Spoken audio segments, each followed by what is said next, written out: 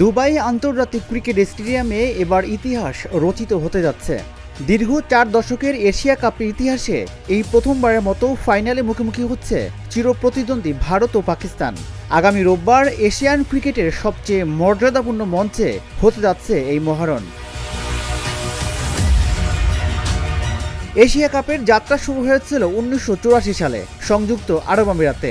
3 দল ভারত, পাকিস্তান ও শ্রীলঙ্কা নিয়ে আয়োজিত ছিল সেই আসর, যেখানে লিগ পদ্ধতিতে চ্যাম্পিয়ন হয় ভারত। এর পরের আসরগুলোয় বহুবার ফাইনালে খেলেছে 2 দল, কিন্তু কখনো মুখোমুখি হয়নি শিরোপা নির্ধারণী ম্যাচে। এবারই প্রথম 2 চিরশত্রু নামছে একই ফাইনালের মঞ্চে। ফাইনালের ইতিহাস বললে পাকিস্তানের নাম ওঠে 5 বার, তবে শিরোপা জিততে পেরেছে মাত্র 2 বার, 2000 এবং 2012 সালে বাংলাদেশে। অন্যদিকে ভারত এশিয়া কাপে সবচেয়ে বেশি 11 বার খেলেছে ফাইনাল এবং রেকর্ড 8 বার চ্যাম্পিয়ন হয়েছে। 2025 সালের এই আসরে ভারত এখনও অপরাজিত।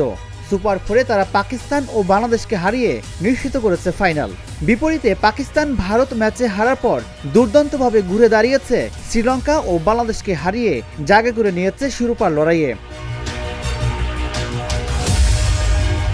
সব মিলিয়ে আসন্ন রোববারের ফাইনাল শুধু একটি ম্যাচ নয়, বরং এশিয়ার ক্রিকেটের ইতিহাসে এক অনন্য অধ্যায়। বিশ্বজুড়ে কোটি কোটি দর্শক অপেক্ষায় দুবাইয়ে কে জিতবে এশিয়ার সিংহাসন, ভারত নাকি পাকিস্তান। রাজিবুল ইসলাম, ঢাকা জার্নাল।